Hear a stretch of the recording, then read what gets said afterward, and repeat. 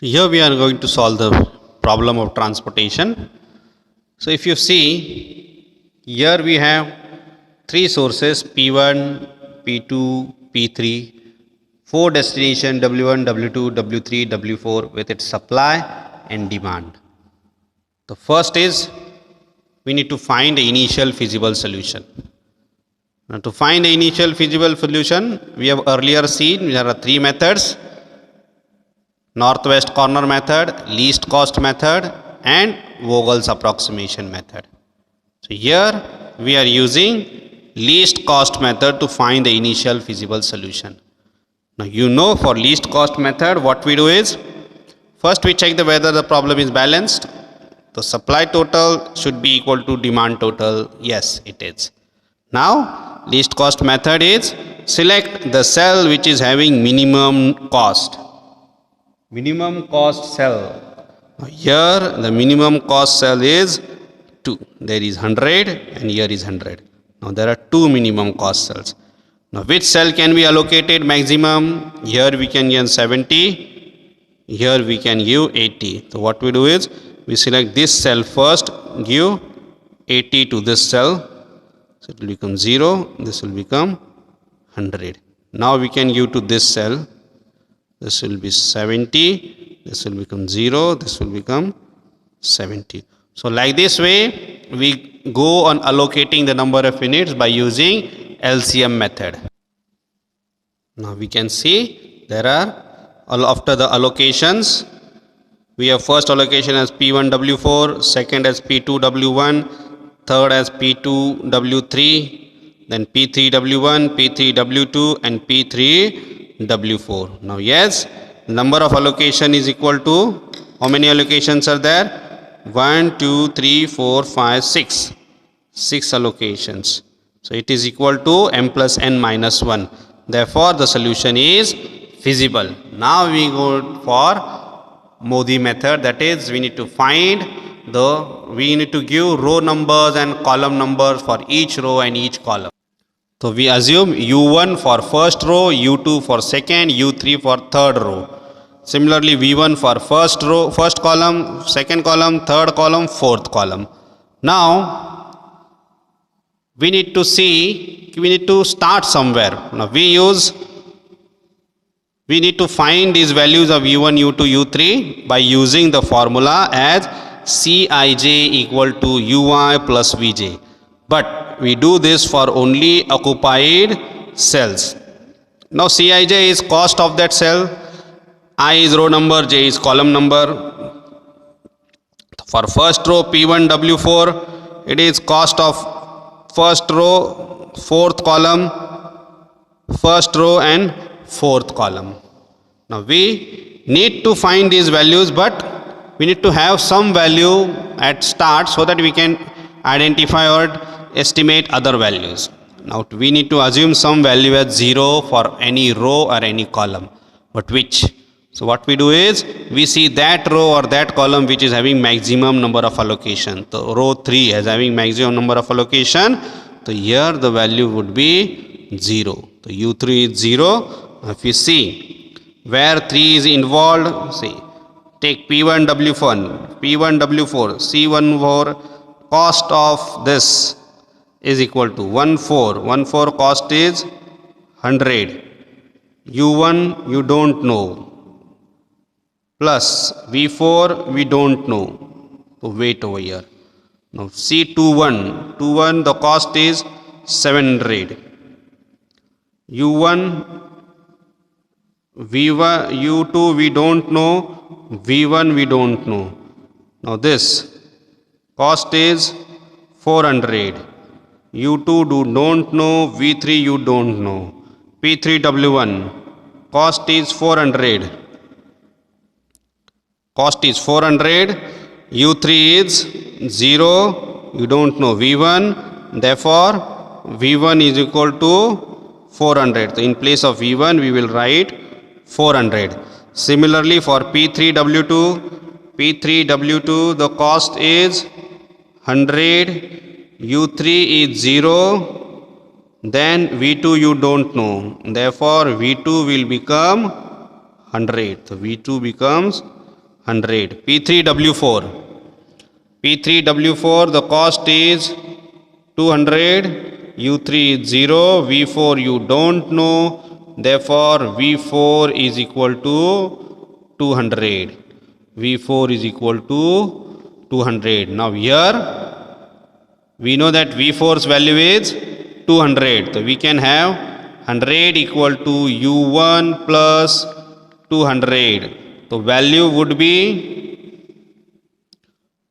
V1 is equal to now minus 100. So V1 is minus 100. So we got all the values now. U1 is minus 100. U1 is minus 100. So we got all the values of U1, U2, U3. Now, as we received all the values of U1, U2, U3, we need to find, the next step is we need to find the opportunity cost. Now, opportunity cost is calculated for unoccupied cells by using the formula delta ij equal to Cij minus Ui plus Vj. So we take the unallocated cells such as P1W1, where C11 is the cost minus U1 plus V1. Now if you check C11, the cost is 190 minus U1 is minus 100 plus V1 is 400. So 400 plus 400 minus 100 is 300. So 300 minus 190 is 110, but it is having negative sign. So like this way we find for all the opportunity cost for all the unoccupied cells. Once we calculate all the values, what is the next step? After all the finding all the values of opportunity cost, check whether all the opportunity costs are positive. But here we have two values which is having negative signs. One is 100, one is 110. Now we need to find the cell which is having value, highest value having negative sign. The highest value having negative sign is 110. It is corresponding to cell P1W1. So P1W1 is the highest opportunity cost cell. That means at P1W1 we can make some allocations. But how much units to be allocated and from where? To do this we need to draw a closed path. Now how to draw a closed path is, what we start from P1W1 where we need to shift some units from here.